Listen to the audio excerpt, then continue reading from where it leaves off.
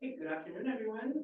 It's so amazing to see an almost full room. My name is Nick Ninkov. I am one of the editors in chief of Exchanges, a journal of literary translation here at the University of Iowa.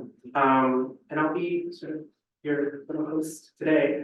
We're gonna get started in just a minute. I just want to thank my co-editor in chief, Jack Rockwell, and our helpful co-organizer, AJ Javahari, for sort of putting this second edition of Patchwork, a reading of literary translation together.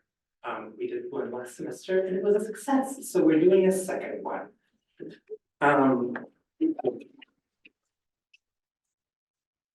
Hopefully next semester there will be a third one as well. I would also just like very quickly thank the Iowa City Public Library for giving us the space. And of course, thank you all for being here. We're gonna have some people read, then we're gonna have a short break. There's drinks and snacks over there that you can grab now or during a short break. And then we'll have some more people read. Yeah, so let's go ahead and get started with our first reader, Zubair Siddiqui, a poet and translator of modernist rooted poetry, and he'll tell us more what he's going to read. Please give it up for Zubair.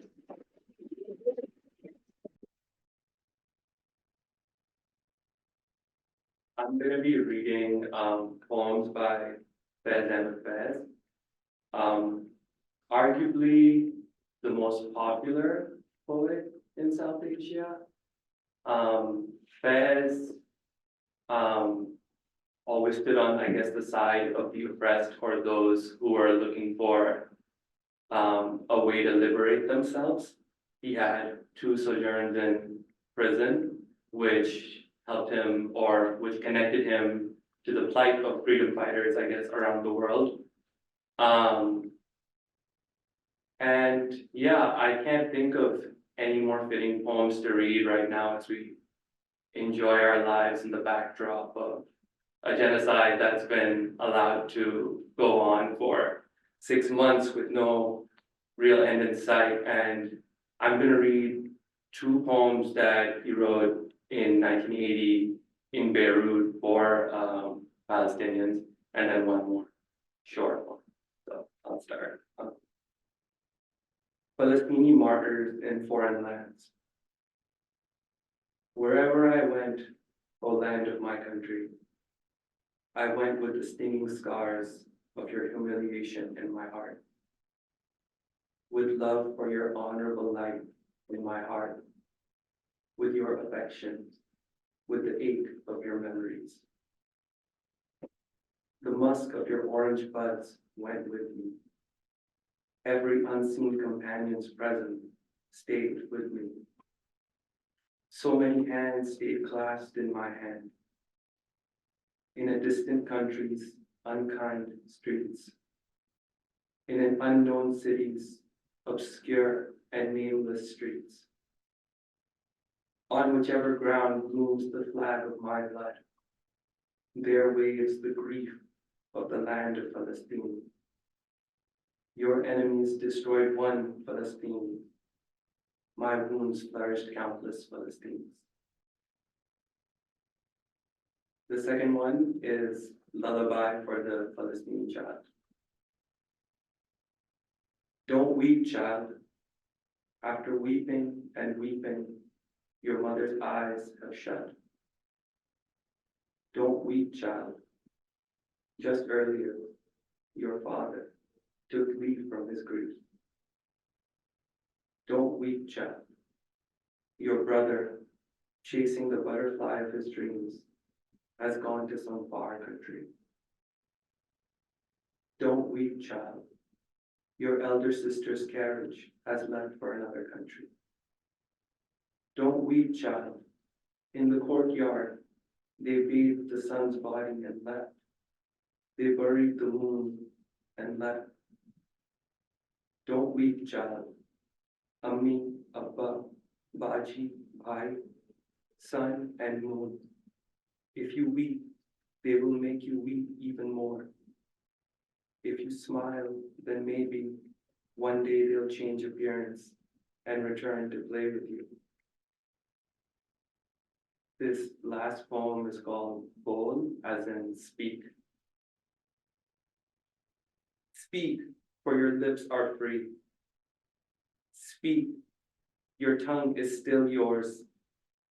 Your finely shaped body is yours. Speak, for your life is still yours. Look in the ironsmith's shop. Fierce is the flame, red is the iron. The mouths of locks have begun to open.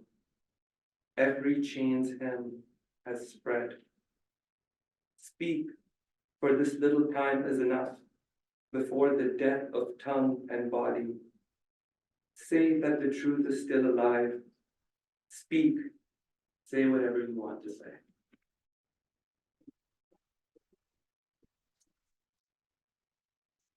Thank you.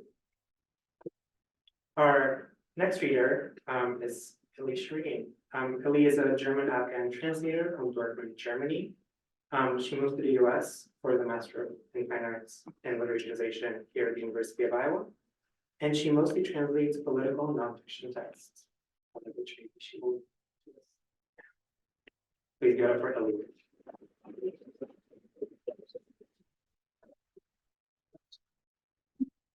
Hello.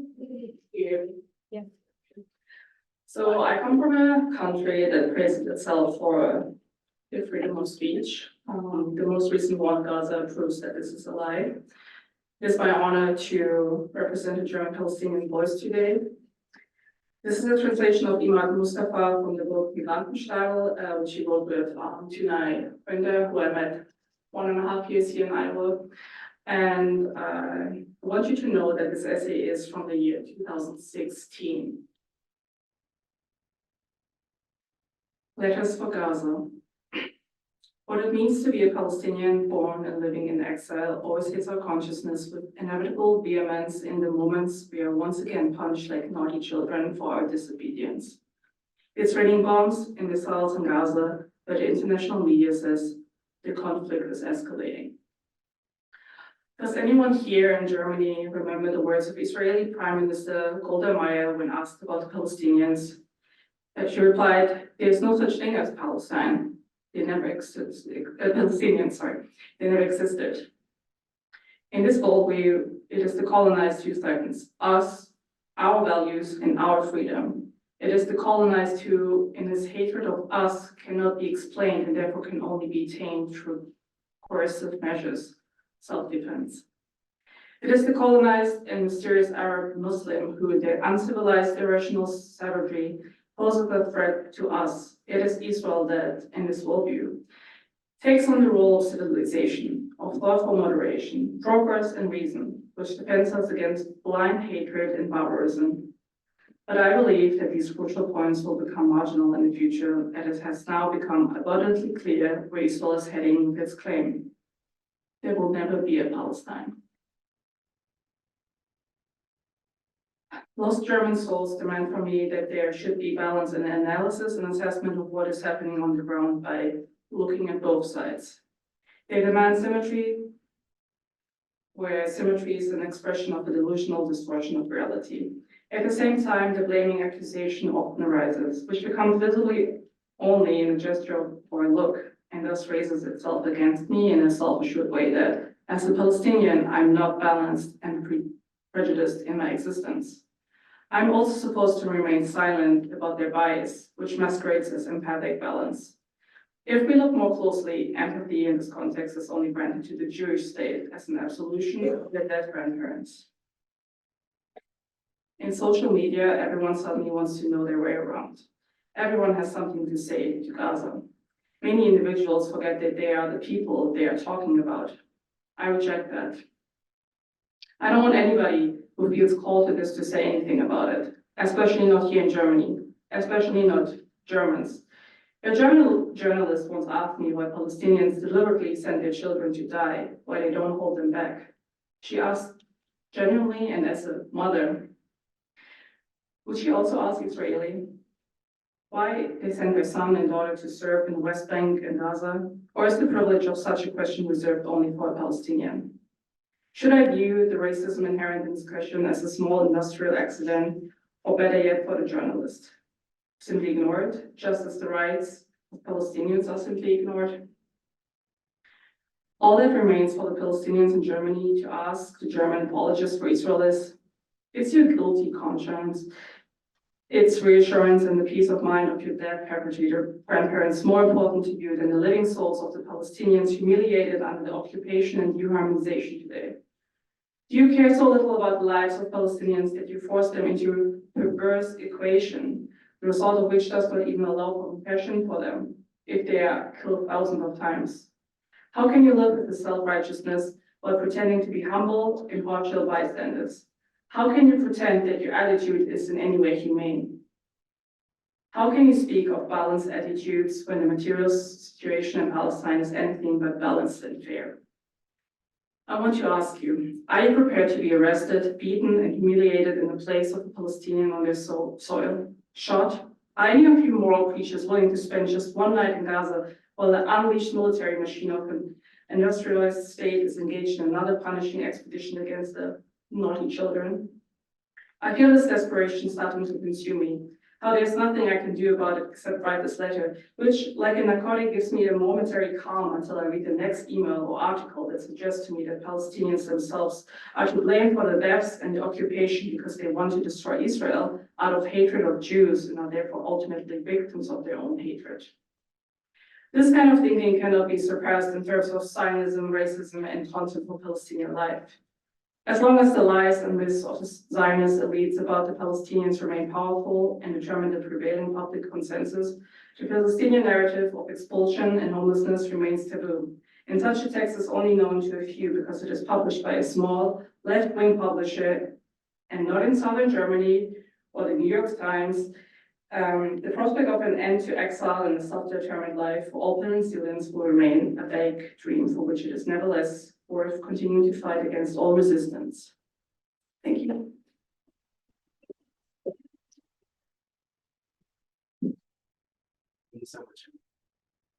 Our next reader is Ami Jovian. She is a translator from Armenia. In 2021, she graduated from the American University of Armenia with a graduate certificate in translation. She is now right here.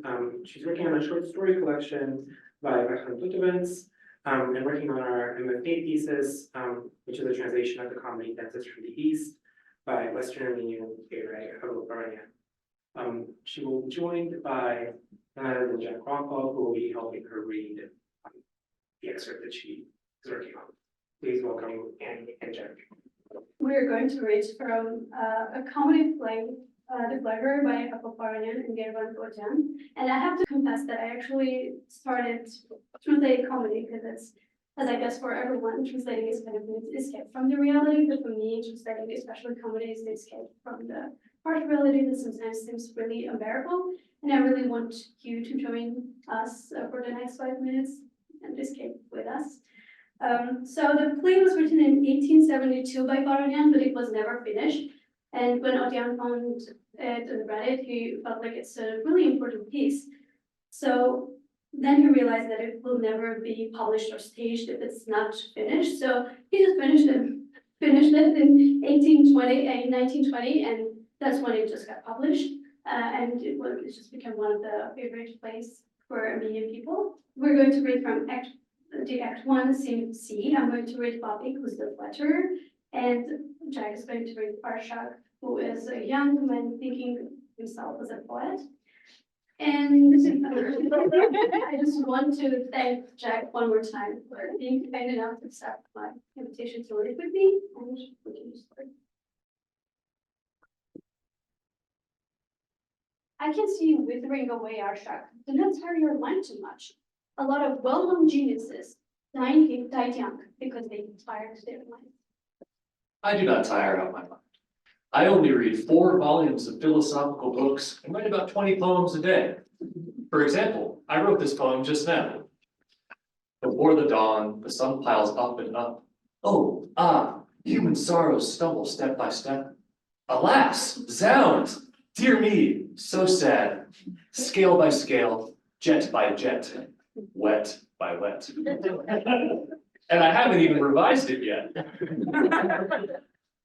I don't want to sound like I'm blowing smoke, but I've heard many poems and wasn't touched by them because they were just word piles.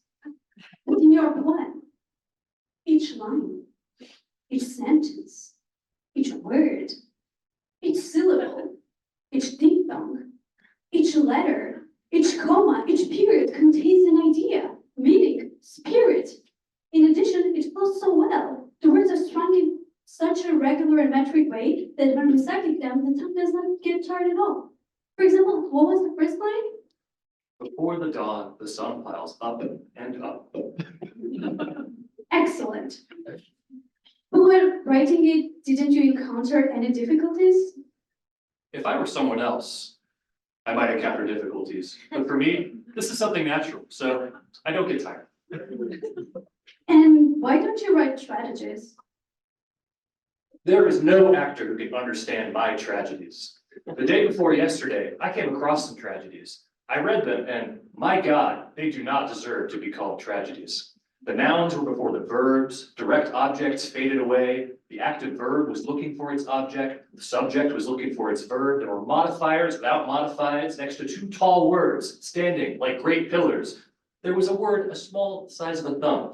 They were overflowing with foreign words, meaningless. None of them used the 8 parts of speech. None of it followed the rules of tragedy, or of grammar, or of rhetoric.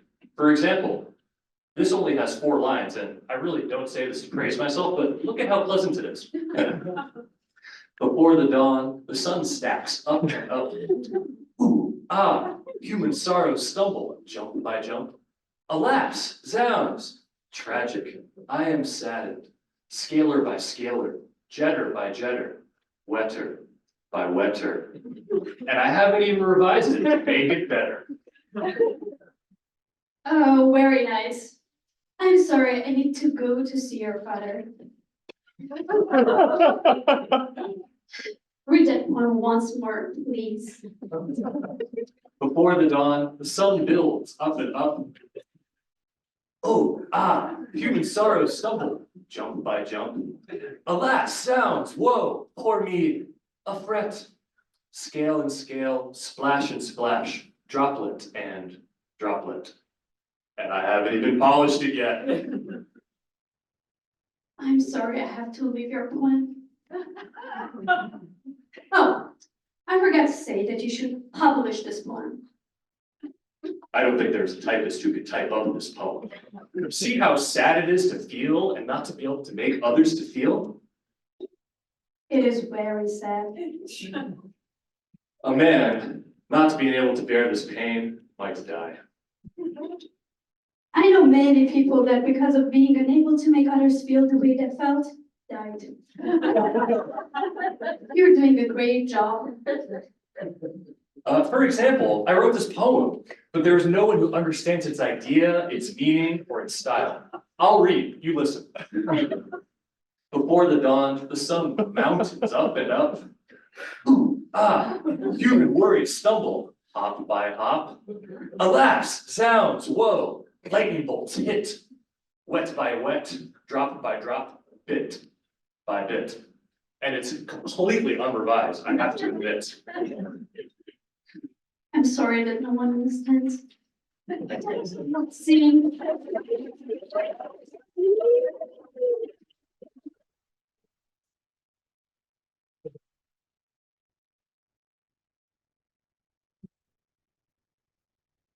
We will be submitting Ani and Jack's performance for both a Tony and a Pulitzer.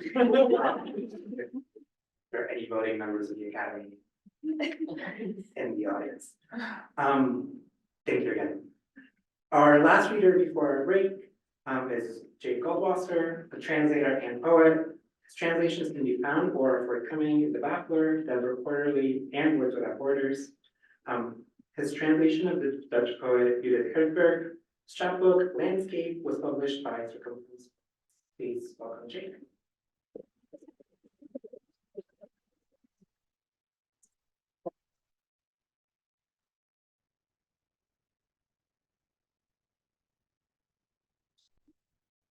I'm gonna be reading a few poems from my thesis, which is a translation of the Dutch poet Eva Gerlach's book Situations, Dutch title Situaties. For some reason, I always just say the Dutch title. It's the same word. Everybody who does translation knows there's a one-to-one correlation between all of these. There are 8 sections to this collection. They're in very different voices. And I'm just going to be reading poems from across the whole book, so there might be wild swings in voice. Sometimes they're numbered, sometimes they're titled. 1. Towed by my shoes, pissing, poison from his ears, blood upon him, heart in his throat.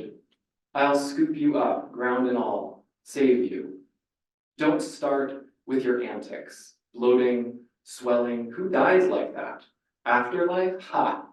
I want you here. Swap. Be me. Let me drain in your hand. Now your turn. Care for the lady, the driveway, keep the cat in till I get to the pond, and don't go imagining things. I'll save me. I'll send you the bill. 1. Everything bites here. Time and all that, hard-toothed, see the crowns, scant helmet plumes, gnawed down in their permanent this. One stamping foot and they lay down, blind. So much that ground can't contain it. Fruit wasps beside themselves at the clearance sale, home and senseless riffraff, drowsy from outgoing white. Shake the family tree. Apple jelly lesions, cherry angioma. The heads, quick, hang them in the smoke.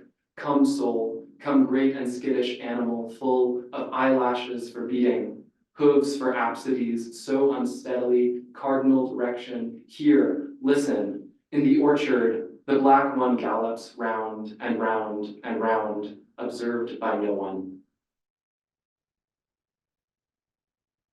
From afar. When the marten came out of his hole and looked and slunk and entered his eye, the mountain, the mist, and came back transformed, I asked, now will you let go of what awaits you, breaks your shell, slurps you empty? It's always there, rattling you from afar. No answer. Found the marten's droppings later when, down the mountain again and lost in its shape, I stood, broken open, at my front door.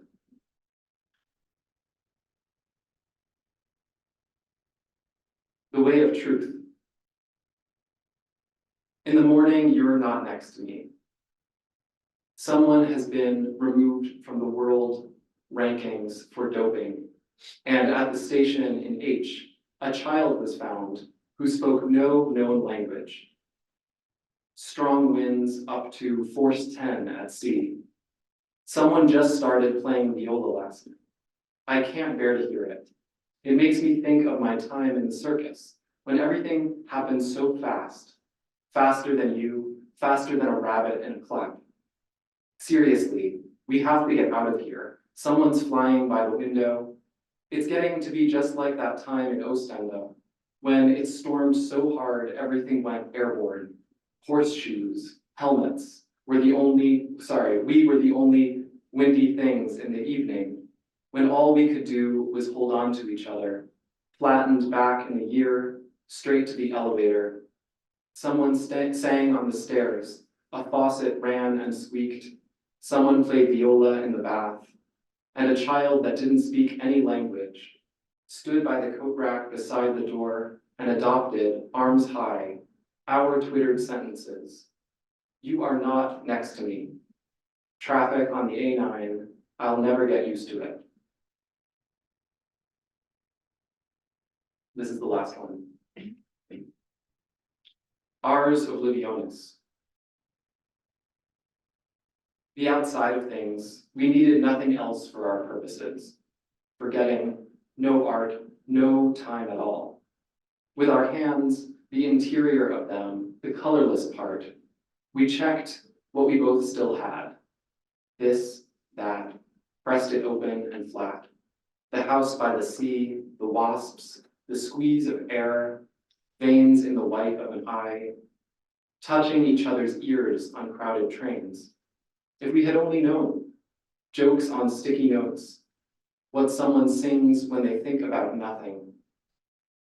Taking off glasses you never had on, coming home shoeless. That with lost fingers, which knew the difference between stay and goosebumps, but never let it show. Shooed off, waved goodbye, each other's saliva, each other's heart water, fear sweat, turn on, dried up, erased gray, rolled up clod of dirt, the guide who brought us from unemptied months to the other side, there where tide alone breaks off, where we held each other by the shoulders to not stop forgetting, and our faces, soft, flat, and hairy cheek hollows, nose bridges, eyelids, one by one went off and crossed out, done. And let each other go. Let go where no little nun-faced duck squeaks against your soles, no ligament holds back forgetting.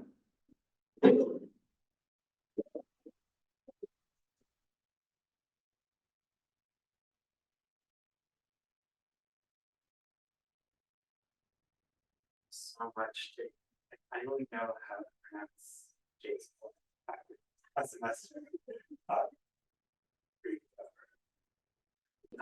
Please welcome Fabian Rank, who is a journalist and first-year candidate in literary translation from Germany. She received her bachelor's degree in journalism and is also pursuing a master's in literary and cultural studies from Dartmouth University.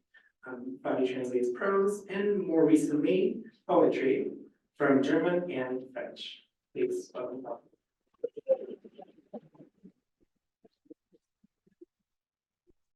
Thank you.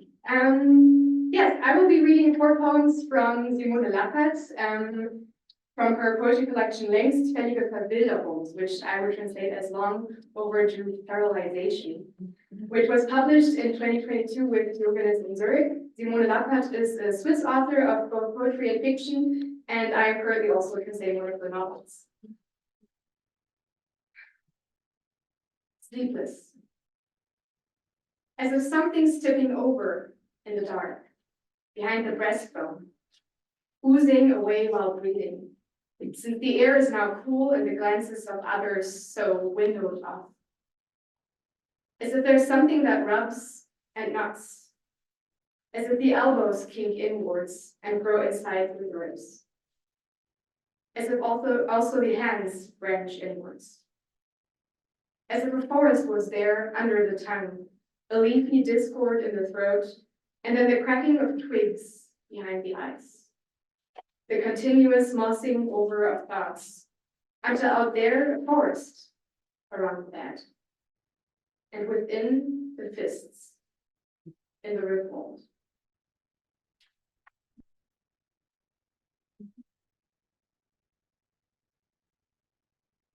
Practice.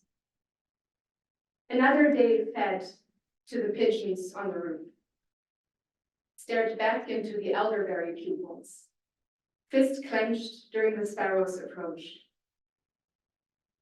Another juice not pressed, and no letter to the post office.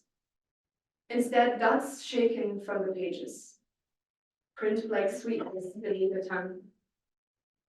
Only cracks in the ground and gaps in the mouth. No excursion, essay, bequest for the bees, no world unsettledness. Around you thoughts like fruit flies, feeding on the alphabet in your palm. You're neither wild-hearted nor harsh, nor bird-born. You don't reach for the berries. Deposit your dreams in the disposal zone of confidence. And when on you it depends, how do you practice lenience with yourself?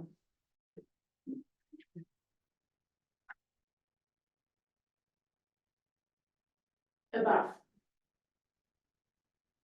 It has something secretive, the earliness here. Turns windows into binoculars. Solemnly, the morning is focusing trees and rolls the landscape up from the east. Overnight, color was appended sporadically. The silence has started to grow lichen and spread a few birds to prove itself among them. It has something secretive, the earliness here. Makes me a supernumerary. Forehead against glass, the clouds at the height of my head.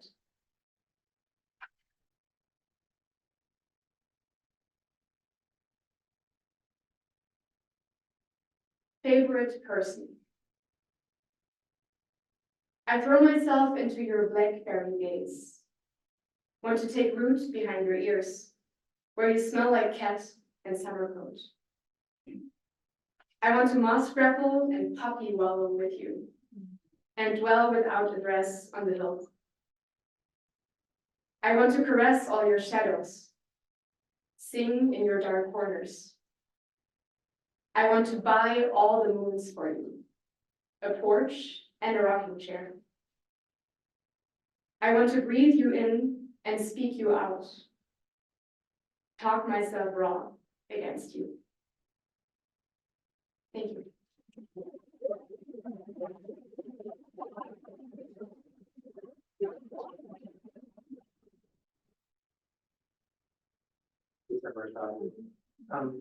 Next up, we have Mars of our stage, who is a poet, a baker, and a translator from French and only English. They're currently working on some queer protocol lit, which maybe we'll hear today. Please welcome Mars.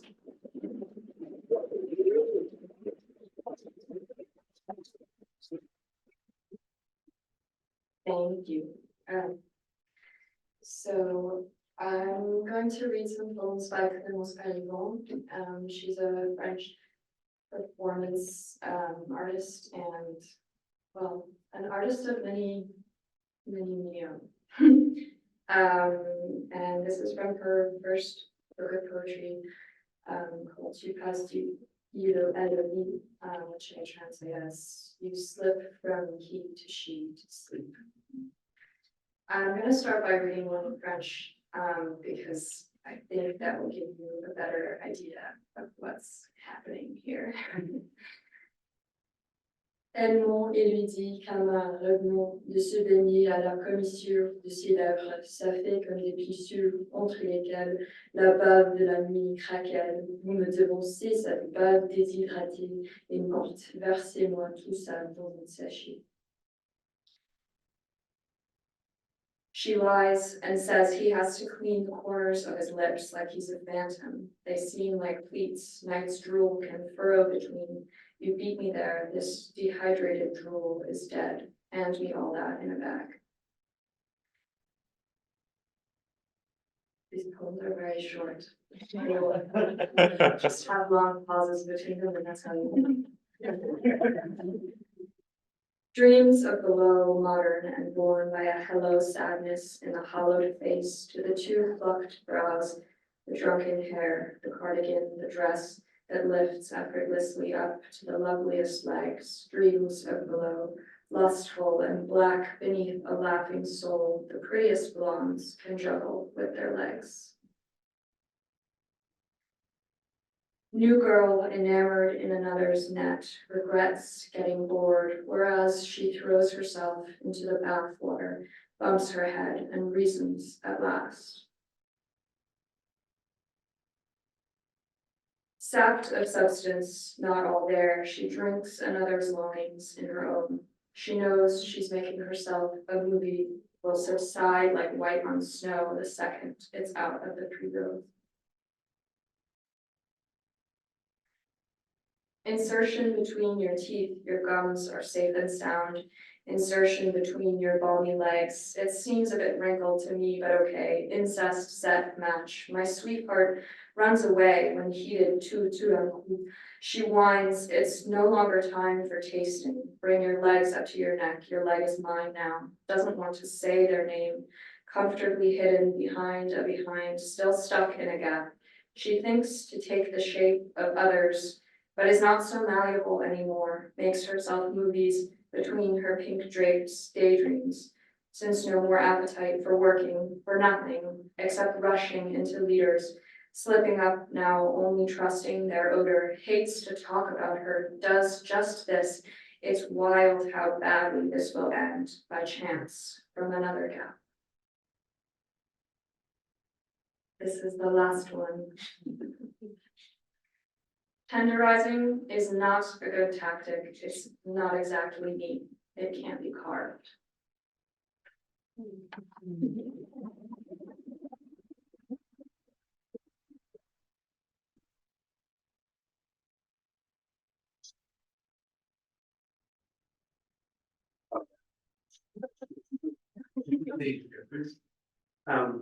Next up, Grace Hamolsky, who is a second year, they translate from Japanese and into Chinese.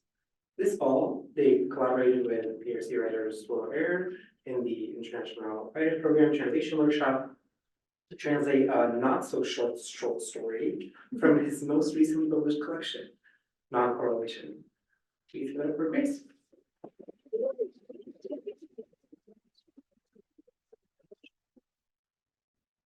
Hi, so the original piece is one paragraph long, it's 24 pages in Chinese, so it's probably double that in English. And it's supposed to have like this long kind of flowy kind of thought vibe. So I'm gonna try not to read too fast, but I don't have much punctuation slowing me down, so hold on. 2017, that was around when my daughter went to study in California. She emailed me often. Her emails were incredibly sincere. Every character like a night patrol soldier standing at attention. The text interspersed with images she captured, both worthy of high praise. And despite knowing full well that everything in the digital age was transitory, she would say, "But you still write with all your heart. Is that not also a waste?"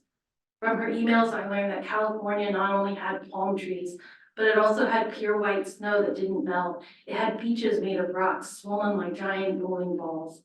I learned that everything the Golden Gate Bridge gleamed upon at dusk shined a sort of melancholic orange, and that she once gazed upon that color for a long while, only to find the same rays of evening light on the streets of Santa Monica, and it called forth the same feeling inside of her that, as she said in her email, was most definitely more than homesickness, or perhaps an even deeper memory that had been planted before her birth. Okay, let's think back. Neither me nor her mother had ever been to California, and we'd never been given any special instructions when we conceived her. So it was completely unexpected when our daughter came into this world, shattering the birth control measures we'd taken. Amidst her grandparents harping over wanting a grandchild, and just after her mother and I had gone back to our hometown to give offerings to the ancestors, she'd snuck soundlessly into her mother's womb like a disappointed dud.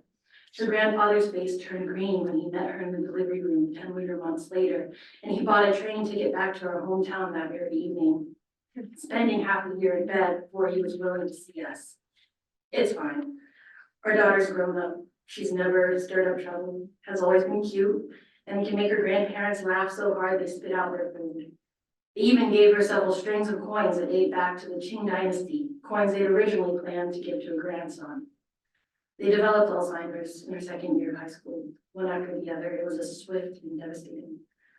The two cursed and jabbed their fingers at each other every day in the dark living room, transforming our dialect's ugliest curses into embellishments for their words, words that completely pervaded the language we were intimately familiar with. They were constantly inventing new culture. It's just a shame we couldn't be there to record the bites. It could have been valuable research material for the local Ministry of Culture. I remember in particular paying a visit to the family altar after dinner. Roaches scratching at the ceramic vase beside their beds, and the clear scent of the courtyard wampum trees' ripened fruit leaking out into the evening.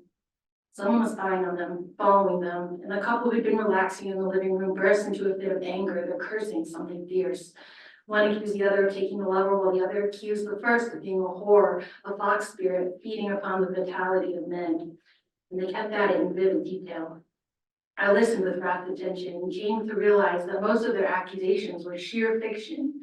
But in the end, I was an extra that year as well, and I saw with my own eyes how they supported each other, how they made it through those dark and gloomy months.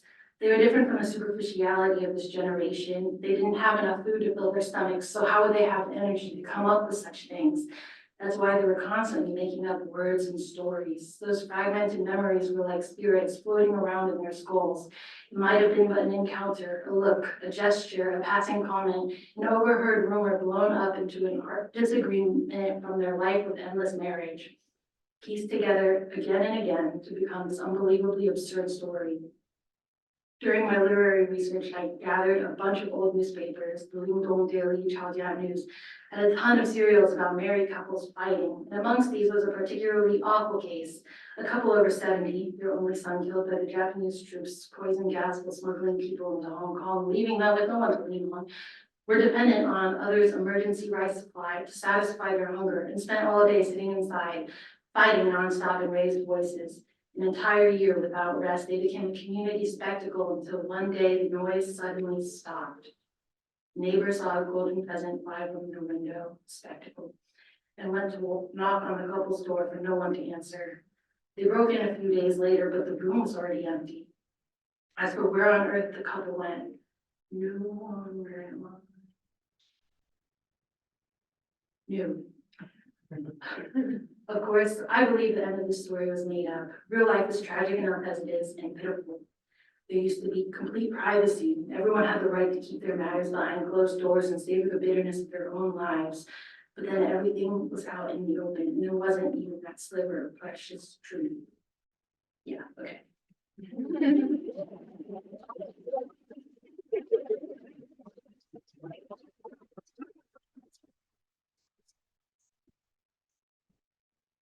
Thank you so much, Chris.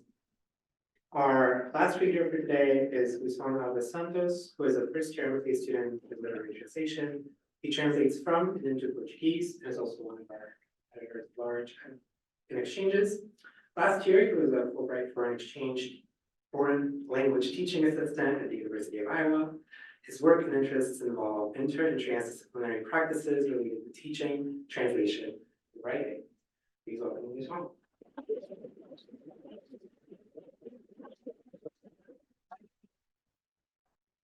Well, thank you, and thank you everyone. I will read a poem by a Black Brazilian poet called Ricardo Lixo. Ricardo Lixo is a multimedia artist performer. He's a poet and, as I said, and an editor. I would say that many or most of his poems are poems to be read out loud or to be performed. And the poet himself, has been performing many of his poems. I'll be reading all now for it. A Year Among Humans. Did you know that through daily exercises and under special conditions, you can become more human? Would you drink the blood of a human? Is Madonna's daughter human? Do you think that a criminal that is human could tell the difference between the blood of a cockroach and the blood of a human? Can you be sure that your mother is human? Is Barbie human? If someone told you, would you believe that Michael Jackson, as a newborn, had a face of a human? What makes a human human? Was Charles Darwin human? Would you eat the flesh of a human? Is your doctor human? Are Black people human? If you had enough time and patience to stand in line for a government-funded self-cloning program, which of your so-called qualities, human qualities, would you want your clone to have? What about marrying a human? Do you believe in humans? Is to err human? Do you think a cyborg would be able to live for more than a year among humans? Are politicians' dreams made of the same substance as the dreams of humans? Can TVs on their own successfully imitate the voices of humans? Which animal or machine would you like to be if you weren't human? Is the human body also a machine to you? Is Superman human? You, who believe that dogs and computers are humans' best friends. Would you let your spouse go to the movies with your dog and your computer? Are humans who kill humans inhumane, human beasts, or ultra human? What about those who clone humans? Are Iraq prisoners dragged on leashes human? Would you have post-human children with a cyborg? Would you agree to blend your human hormones with the bull's hormones to ensure their likely descendants would produce more milk? The chip on your brain, in your brain, or immortal soul, which is it in the end that makes you human? Are you human? Thank you.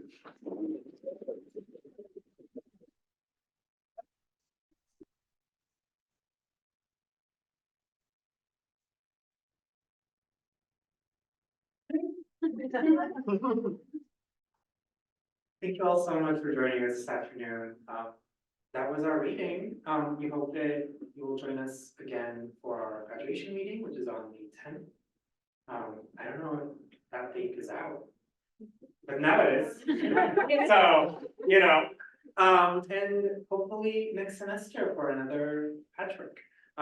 Please give it up again for our readers, Sabir, Illy, Ani, and Jack. Jake, Fabian, Mars, Grace, and Wisla. And give it up for yourself.